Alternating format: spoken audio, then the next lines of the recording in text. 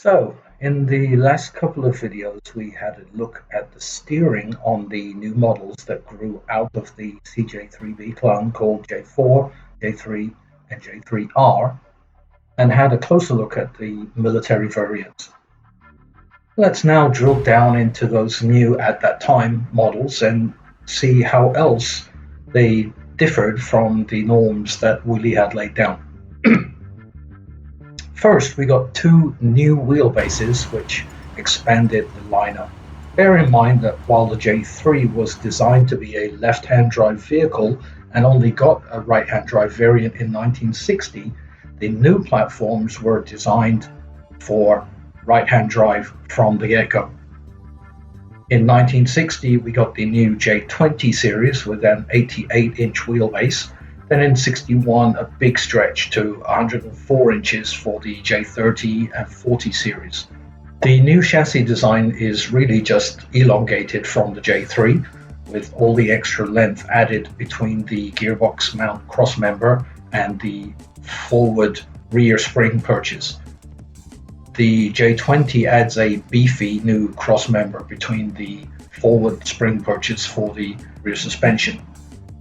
The 104-inch chassis gets an extra tubular brace between that and the transmission mount crossmember. At this point, the steering setup is left the same as the J3R, as are the old-school single-sided spring shackles for the suspension.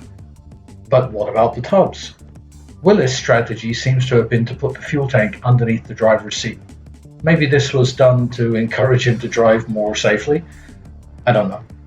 Most obviously, the fuel tank and the toolboxes swap sides on the new platform, and the filler cap therefore goes with it. I know that the new tubs are all new stampings, and not a single panel is the same as that on the 80-inch model. I don't know if the stampings were the same for J20, 30, and 40 models, being just cut short to make the different lengths. I don't know. Was this the end of the J3 tub? No, but more on that later.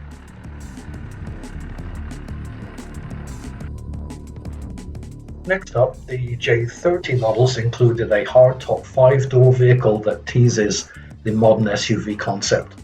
To make that more waterproof, it was decided to drop the old hinge design where the windshield just closes onto the cowl and instead extend the firewall up to make a straight sill to either hinge the windshield for the soft top models or bolt to it for the convertibles. In the case of the hardtop J30, for example, that windshield was then welded to the top.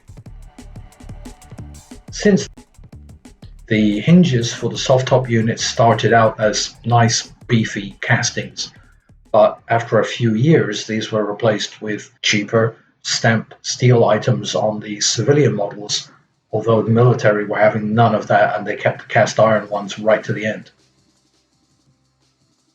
Since the rear doors on the hardtops were going to a new barn door design, all models went in that direction, so even the soft top J20 and J40 got short doors in lieu of the old tailgate. I think that there are rules in Japanese construction and use regulations that specify which side of the car the spare tire has to swing to, and even on which side the muffler is supposed to exit. So both of those change sides from the J3. The fenders. That classic old school flat fender made it to the short-lived J10 and J11, but was killed off with the final J3 in 1970. The new, longer wheelbase units all got the new valance fender with the sloping face from day one. The side steps. Short wheelbase models from the CJ3B onto the J3 had a small triangular step that was welded to the tub and bolt-on side steps below and behind those. The longer wheelbase models got a new, larger triangular step that's bolted to the tub and to the fender and doesn't have the low side steps. What else is different between the various wheelbases?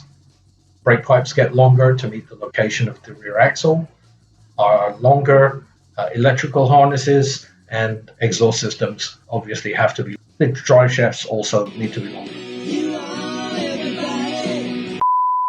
No, not that drive shaft.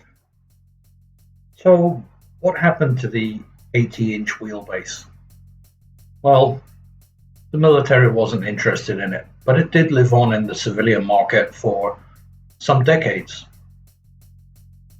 The J50 took on the basics of the J3 tub and kept its old school windshield frame, hinges, design, the tailgate, the side steps. It didn't get the new vents, but it kept most of the design features from the J3, and it gained the more modern steering gear, the powertrains, and the other upgrades over time. In most regards, the J50 is basically a J3 chassis and tub with the running gear off of the J20. So if you're looking to be as OG as possible, then the J50 is the ride for you. So I hope that was informative for you guys. Do me a favor, like and subscribe. Thank you.